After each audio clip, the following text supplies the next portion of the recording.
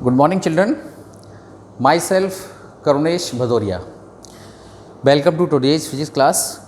Children, today I am taking chapter number 6, Work, Power and Energy, and in this chapter, my topic is collisions. In previous lecture, I have also explained about this topic. So, what are collisions and what are the types of collision? Here I am writing some types of collision. Like one, this is elastic collision. Number second, it is inelastic collision, perfectly inelastic collision, super elastic collisions, one dimensional collision. This is also known as head-on collision, and two dimensional collision, another name is oblique. So these are the different types of collision. Elastic collision we have explained yesterday.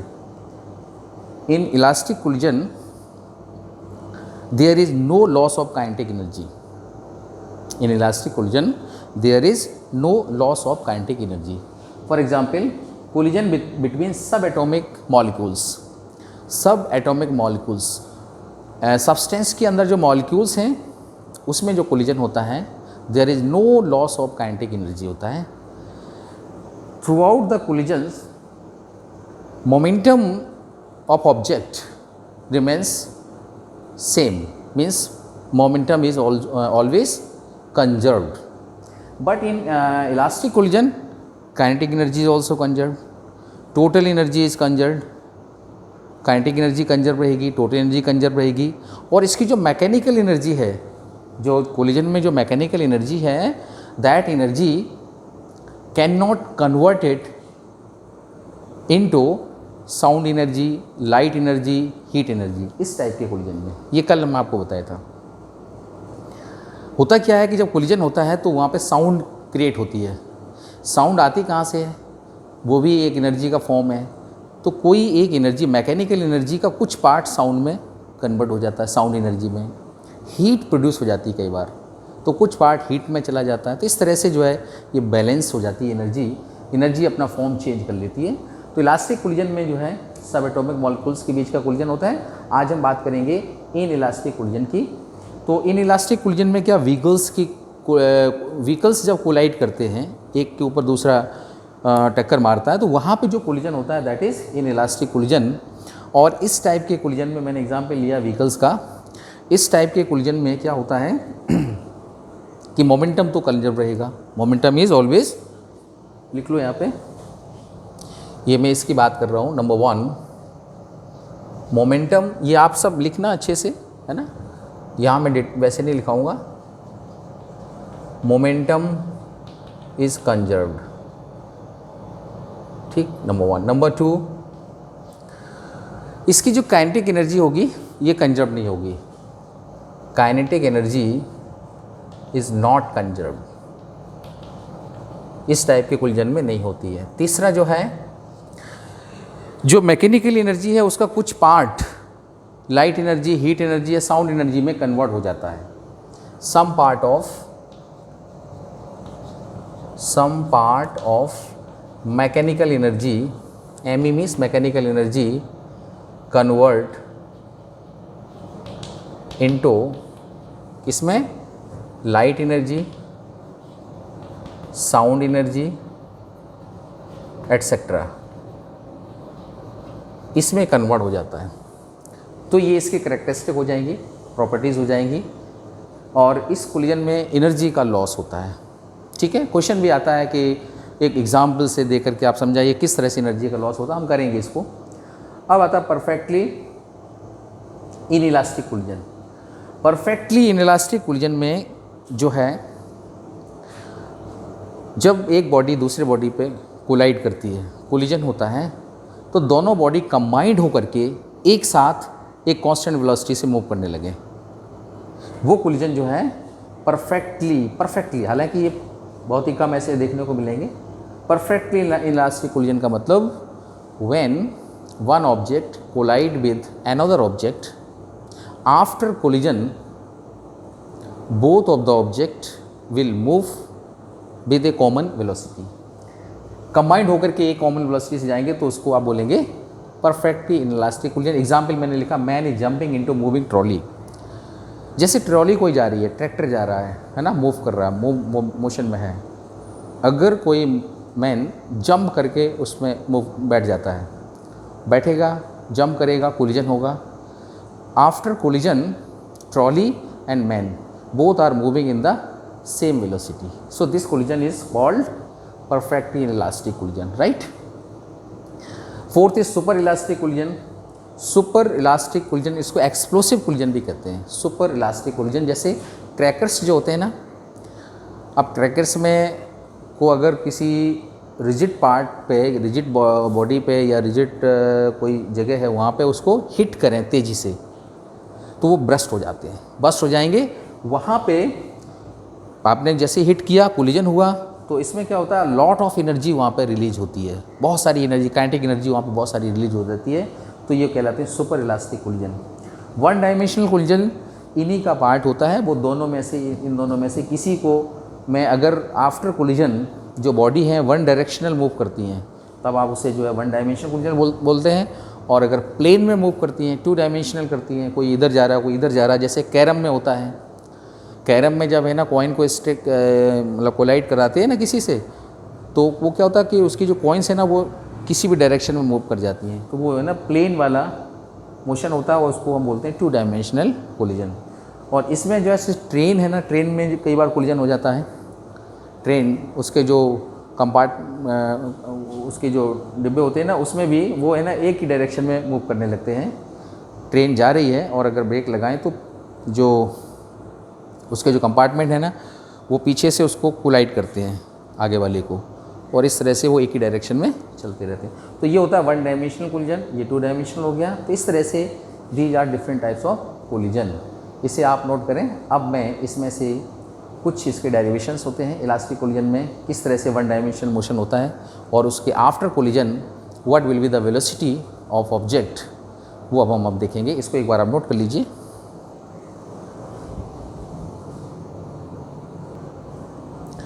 Now elastic collision in one dimensions.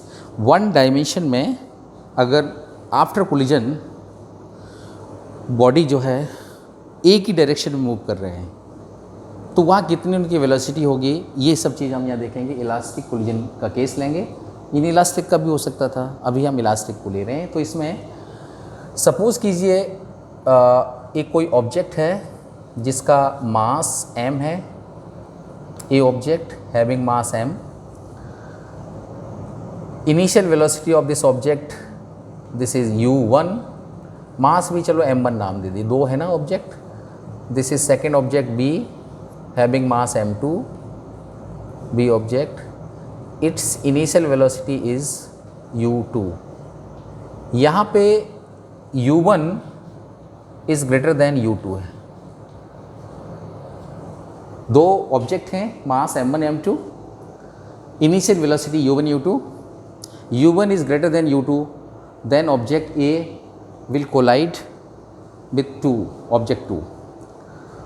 तो यहाँ collision हो जाता है।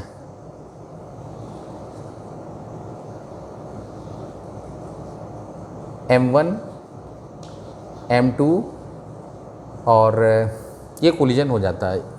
तो ये during the collision की बात कर रहा हूँ, ड्यूरिंग कोलिजन, ओके।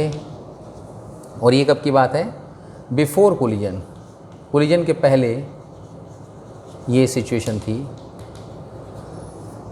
ये ड्यूरिंग द कोलिजन, कोलिजन के बाद दोनों ऑब्जेक्ट अलग होंगे, and this is object A having mass m1, इसकी वेलोसिटी सपोज कीजिए v1, और this is object second m2, इसकी वेलोसिटी मान लो v2 है। ये है आफ्टर कोलिजन, आफ्टर कोलिजन। तीन हमने यहाँ सिचुएशन ली। Consider two object A and B having mass m1 m2 with initial velocity u1 u2, this is the before the collision. Here u1 is greater than u2, in this case object A will collide to object B. तो ये situation आ जाएगी during the collision, collision हो रहा है यहाँ पे। After collision क्या होता है कि दोनों ऑब्जेक्ट जिनके मासेस m1 m2 थे, v1 एंड v2 वेलोसिटी से मूव करेगी। ये सिचुएशन होगी कोलिजन के पहले और कोलिजन के बाद में। अब जैसा आपको पता है इलास्टिक कोलिजन में मोमेंटम कंजर्व्ड रहता है। As we know that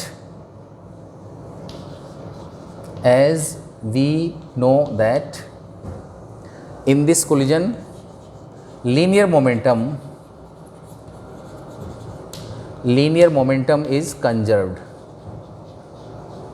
okay तो before the collision and after the collision दोनों का मोमेंटम सेम रहेगा। कोलिजन के पहले इसका मोमेंटम क्या होगा, m1 u1 plus m2 u2 equals to, after the collision this is m1 v1 plus m2 v2। Momentum होता क्या है, मास इंटू वेलोसिटी। कोलिजन से पहले इसका मास m1, इसकी वेलोसिटी u1, इसका मास m2, वेलोसिटी u2, दोनों का प्लस करेंगे क्योंकि ये दोनों ऑब्जेक्ट अलग अलग वेलोसिटी से अलग अलग मास के थे। कोलिजन से पहले टोटल जो मोमेंटम होगा दोनों का मिला करके ये होगा, एंड आफ्टर द कोलिजन दोनों का मोमेंटम टोटल ये हो जाएगा। ये इक्वल होगा, क्यों, क्योंकि इसकी प्रॉपर्टी कहती है in this collision momentum, linear momentum is conserved.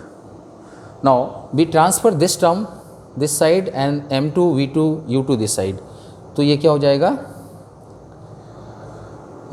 m1 u1 minus m1 v1 equals to m2 v2 minus m2 u2।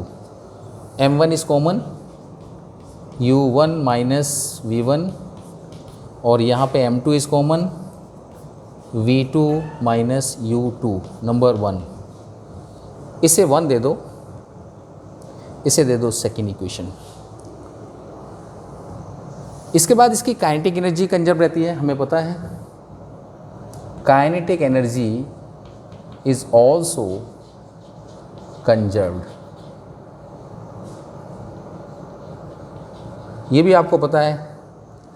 तो before the collision kinetic energy total हो जाएगी 1/2 m1 u1 square, this is the kinetic energy of body first, and 1/2 m2, ये दोनों जो है before the collision की kinetic energy है, and after the collision 1/2 m1, velocity change हो रही है, मास तो वही रहेगा, और इसका हो जाएगा 1/2 m2 v2। कोई कन्फ्यूजन नहीं होना चाहिए। कोलिजन के बाद दोनों की काइनेटिक एनर्जी इसकी हो जाएगी 1/2 m1 v1 स्क्वायर, इसकी 1/2 m2 v2 स्क्वायर, ये दोनों प्लस करेंगे, क्यों, क्योंकि दोनों का हमको चाहिए। कोलिजन के पहले दोनों का 1/2 m1 u1 स्क्वायर, 1/2 m2, ये मैंने यहाँ लिख दिया। यहाँ 1/2 इज कैंसल्ड, कॉमन लेके कट कर दीजिए। m1 v1 को उधर भेज दो, इसको इधर लाइए, ट्रांसफ़र कीजिए, और उसमें से m1 कॉमन ले लो, तो यहाँ आएगा u1 square minus v1 square, इसको इधर लाएंगे, एंड m2 इज कॉमन, क्या आएगा v2 square minus u2 square. यहाँ आइडेंटिटी लग रही है a square minus B square की, a square minus B square equals to a minus B, a plus B, तो ये हो जाएगा u1 minus v1 and u1 plus v1। So this is m1 u1 plus v1 into u1 minus, और इसमें क्या होगा m2 v2 plus u2 and v2 minus u2। ये number दे दूँ कौन सा, थर्ड, इक्वेशन नंबर थर्ड। ये जो रिलेशन आया है फ्रॉम काइनेटिक एनर्जी कंजर्वेशन से, and this relation comes from linear momentum conservation से। इन्हीं दोनों को लेके मुझे सॉल्व करना है, एंड v1 v2 की वैल्यू फाइंड करनी है।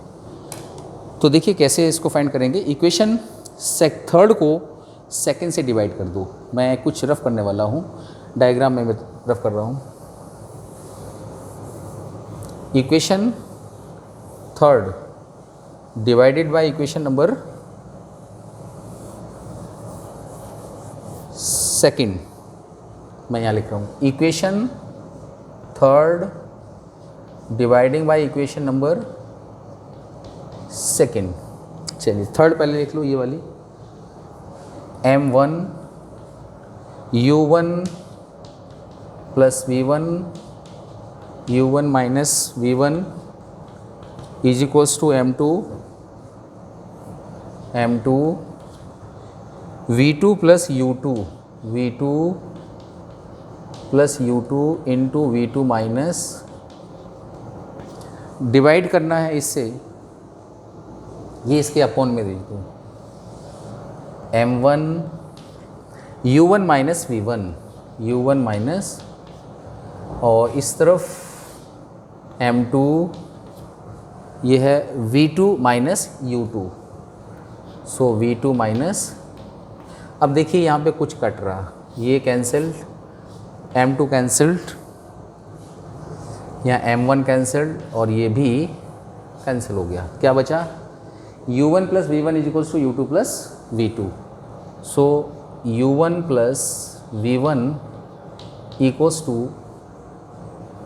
V2 प्लस U, अब U वालों को वन साइड, इसको इधर कर दीजिए, तो हो जाएगा U1 minus U2 and V2 minus V1, इसे भी एक नंबर दे दीजिए, fourth, equation number fourth.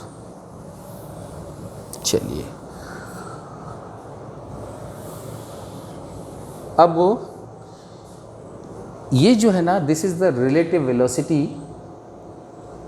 Of two bodies, body one की कह सकते हैं विद रिस्पेक्ट टू सेकेंड, कब, before the collision, and this is the relative velocity of body two with respect to one, कब, आफ्टर द कोलिजन। ये दोनों v है ना, ये वेलोसिटी कोलिजन के बाद की है, ये वेलोसिटी कोलिजन से पहले की है, और ये रिलेटिव वेलोसिटी है, इसको हम बोलते हैं वेलोसिटी ऑफ अप्रोच और ये वेलोसिटी ऑफ सेपरेशन। तो ये हो जाएगी रिलेटिव वेलोसिटी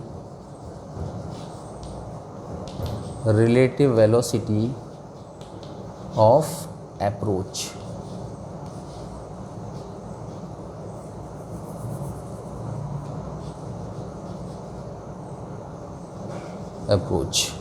ये हो जाएगी रिलेटिव वेलोसिटी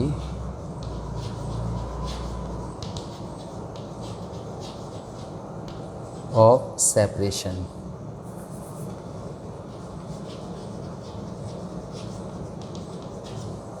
तो इस तरह से हमने दोनों की वेलोसिटी लिख दी यहाँ पे। अब मुझे चाहिए कि एक्चुअली में क्या, यहाँ पे V1 V2 के मान चाहिए, कोलिजन के बाद दोनों की वेलोसिटी क्या होती है। यहाँ से आप किसी जैसे V2 की वैल्यू निकाल के इक्वेशन 1 में पुट कर दो, तो फ्रॉम इक्वेशन फोर्थ V2 चाहिए तो इसको ट्रांसफर उधर करना पड़ेगा, प्लस का हो जाएगा V2 इक्वल्स टू, ये वहाँ प्लस, तो ये हो जाएगा U1 plus V1 minus this U2। ये वैल्यू मुझे कहाँ पुट करनी है, इक्वेशन 1 में, putting this in 1, putting V2 in equation 1। चलिए देखते हैं, 1 में रखना है आपको। तो यहाँ देखिए 1 ये है इक्वेशन, और मुझे इसमें से, चलिए पहले लिखता हूँ, M1 U1 plus M2 U2 equals to M1 V1 plus M2 V2 की वैल्यू क्या है, दिस इज़ V2, इसमें जो है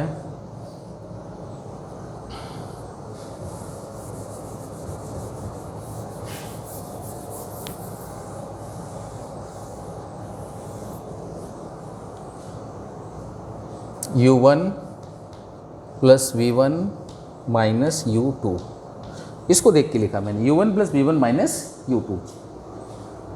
अब ब्रैकेट ओपन करके देखते हैं कुछ आएगा रिजल्ट। इसको रफ कर दीजिए पूरा, या इसकी ज़रूरत पड़ेगी आपको,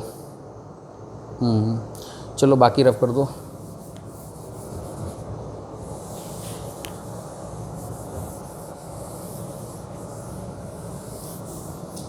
इसे जो है सॉल्व करें, M1 U1 M2 U2 M1 V1, इसको ब्रैकेट ओपन करना, कुछ नहीं है, M2 U1 M2 V1 M2 और 2।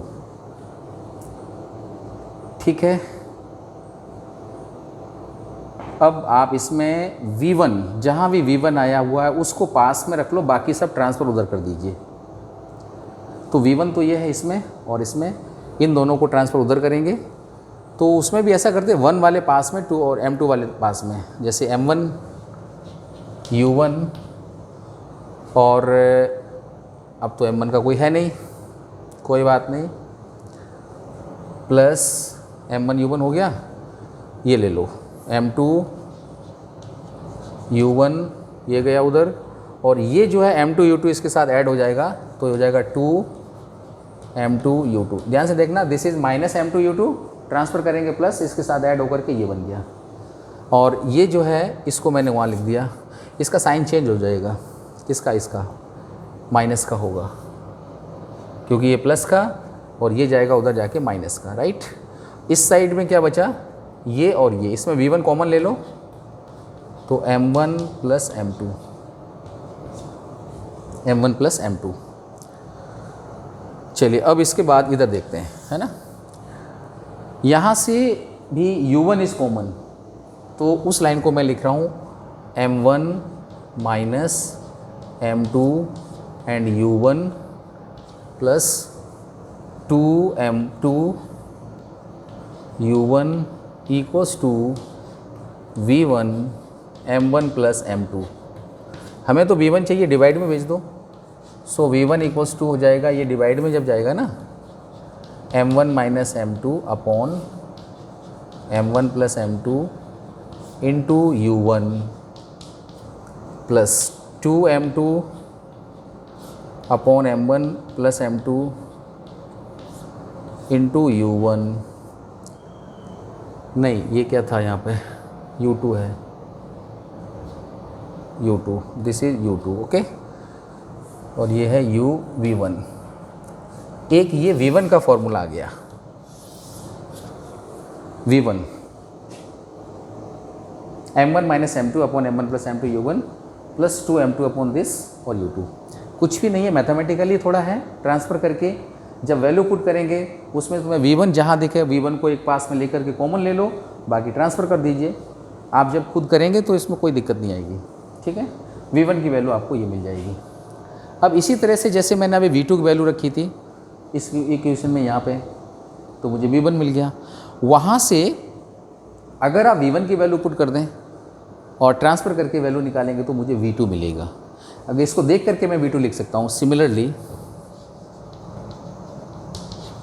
मेथड वही रहेगा, V2 जो है इसमें क्या चेंज होगा, देखो ये जस्ट आगे पीछे चेंज हो जाते हैं, M2 minus M1, M2 minus M1 ये हो जाएगा, नीचे M1 प्लस, प्लस में कोई फ़र्क नहीं पड़ता है, और यहाँ पे हो जाएगा U2, यहाँ हो जाएगा 2M1, ये हो जाएगा M1 प्लस M2 और यहाँ हो जाएगा U1, राइट। तो इस तरह से V1 और V2 के वैल्यूज़ आपको मिल गए, राइट। कोलिजन के बाद दोनों की वेलोसिटी होती है। अब इसमें कुछ केस बना के कुछ और कंडीशन निकालेंगे, एक बार इसको नोट करिए आप। चलिए अब इसके स्पेशल केस में क्या होता है, when two bodies are of equal mass। ऐसा हो सकता है, केस कई बार मिलते हैं ऐसे। if m1 equals to m2, velocity चलो अलग अलग है स्टार्टिंग में, लेकिन मास दोनों के इक्वल हमने ले लिए और कोलिजन होता है। उस केस में आफ्टर कोलिजन दोनों की वेलोसिटी क्या होगी, m1 is equals to m2। अगर m1 m2 बराबर हैं तो m1 माइनस m2 जीरो हो जाएगा, ये पूरा टर्म्स जीरो हो जाएगा। m1 m2 इज इक्वल्स हैं तो ये भी m1 ये भी m1, ये 2m1 ये भी 2m1 कैंसिल हो जाएगा, u2 बचेगा, यानी v1 किसके इक्वल हो जाएगा, u2 के। अगर आप ये कंडीशन लगाते हैं तो v1 is equals to U1, V1 जो है U1 नहीं U2, एंड V2 किसके इक्वल होगा, यहाँ देखिए ये 0 हो जाएगा और ये 1 कर दीजिए इसको, क्योंकि M1 M2 इक्वल कर रहे हैं तो 2M1 कैंसिल U1 की, तो V2 equals to U1। This is the condition when M1 और M2 अगर हम इक्वल लेते हैं। भाई दो बॉडी रखी थी, दोनों के मास कैसे रख दिए मैंने, इक्वल। कोलिजन होता वहाँ पे, कोलिजन के बाद दोनों की वेलोसिटी क्या होगी, जो फर्स्ट बॉडी थी उसकी वेलोसिटी स्टार्टिंग में जो सेकंड बॉडी थी वो आपस में इंटरचेंज हो जाती है वेलोसिटी। जो फर्स्ट बॉडी है उसकी वेलोसिटी सेकंड बॉडी की जो थी बिफोर द कोलिजन उसके इक्वल, और दूसरी बॉडी की वेलोसिटी फर्स्ट के इक्वल हो जाएगी। तो एक केस में ऐसा होगा। केस नंबर 2 हम ये ले सकते हैं कि चलो इक्वल भी हैं और दूसरी बॉडी अभी हम क्या कर रहे हैं, उसको रेस्ट में रख रहे हैं, दूसरी बॉडी में मोशन नहीं दे रहे हैं, यानी U2 जो है 0 कर देते हैं। सेकंड केस में if M1 equals to M2 and जो U2 है U2 वो 0 कर दिया, दूसरी बॉडी की वेलोसिटी क्या रख दी, 0। फर्स्ट की 0 इसलिए नहीं कर रहे हैं कि फर्स्ट तो उसको कोलाइड करेगी तो उसको तो वेलोसिटी देनी पड़ेगी, सेकंड रेस्ट में थी, फर्स्ट बॉडी उसको टक्कर मारती है, लेकिन दोनों के मास इक्वल थे। अब ऐसा अगर होता है कि इक्वल मास वाली बॉडी किसी रेस्ट वाली पर टक्कर मारती है तो आफ्टर कोलिजन दोनों की वेलोसिटी क्या होगी, इसके अंदर से पता लगेगा। मास दोनों की इक्वल है, मिस ये तो 0 ही हो जाएगा, M1 M2 इक्वल है। यहाँ पर वही रहेगा, पूरा कैंसिल हो जाएगा, क्योंकि अगर ये M1 मान लें तो ये 2M1, ये भी 2M1 कट जाएगा, और U2 0 में था, मीन्स ये पूरा 0, ये 0, तो V1 की वैल्यू आपको क्या मिलेगी यहाँ पे, V1 इक्वल्स टू 0। अब देखो, चलो वो भी निकालें फिर समझाएं आपको। ये 0 हो जाएगा और ये आपका दोनों इक्वल करेंगे, कैंसिल हो जाएगा, U1 आएगा, यानी V2 की वैल्यू क्या आएगी, U1। V2 equals to U1। ध्यान से देखना, ये 0 हो जाएगा और ये 1 हो जाएगा, U1। V2 इक्वल्स टू, अब देखिए क्या मैंने केस लिया, दो बॉडी हैं, ये फर्स्ट बॉडी, ये सेकंड बॉडी, मास दोनों की इक्वल है, ये रेस्ट में है, ये चल रही है और इसको टक्कर मारती है, ये रेस्ट में थी और ये चल के इसको टक्कर मारती है। कोलिजन के बाद दोनों बॉडी की, फर्स्ट सेकंड दोनों बॉडी की वेलोसिटी, फर्स्ट वाली जो रेस्ट में थी, नहीं सॉरी, सेकंड वाली जो रेस्ट में थी, जो रेस्ट में थी ये वाली बॉडी, उसकी स्पीड कितनी हो जाएगी, जो इधर कोलिजन से पहले फर्स्ट की थी, और फर्स्ट वाली जो चल के जा रही थी उसने जिसको टक्कर मारी थी वो रेस्ट में आ जाएगी। कोलिजन के बाद उसमें कोई वेलोसिटी नहीं होगी।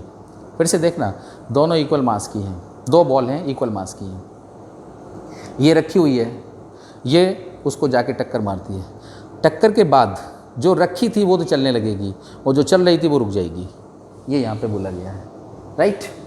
इसी में केस नंबर 3 भी लेते हैं।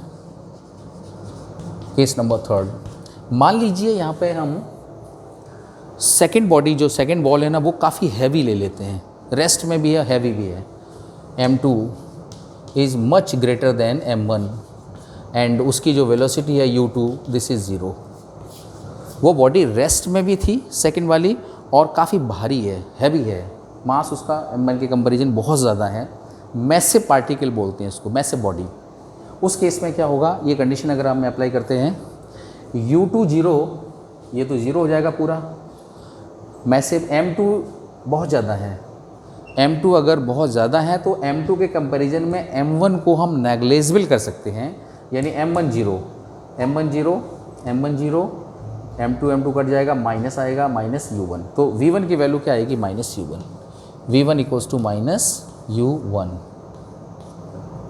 अगर ऐसा होता है जो मैंने बोला तो कोलिजन के बाद फर्स्ट बॉडी की वेलोसिटी होगी माइनस U1, जितनी थी टक्कर लग के वापस आने लगी उसी वेलोसिटी से वापस आएगी। इसमें क्या होगा भाई, U2 0, ये पूरा 0 हो जाएगा। यहाँ पर M1 को अगर हम नेग्लेजिबल कर देते हैं, ये 0 कर देते हैं, तो ये भी 0 हो जाएगा पूरा।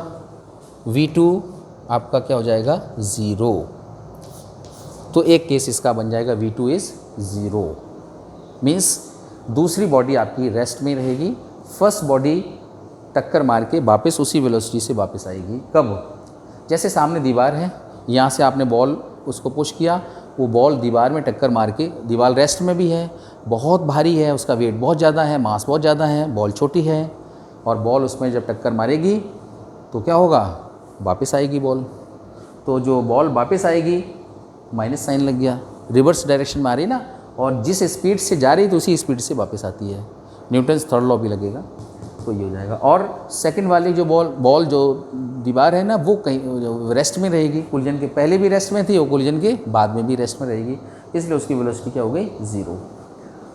तो these are some cases, special cases elastic collision के हैं, जो वन डायमेंशनल कोलिजन होता है, वन डायरेक्शनल जब मूवमेंट होता है, उसका मैंने डेरिवेशन आपको दिया। ओके, चलिए इस वीडियो में इतना। अब आगे जो है ना वेरी इंपॉर्टेंट डेरिवेशन आने वाला है, जिसमें एनर्जी का लॉस होता है, और एनर्जी का लॉस होता है इन इलास्टिक कोलिजन में।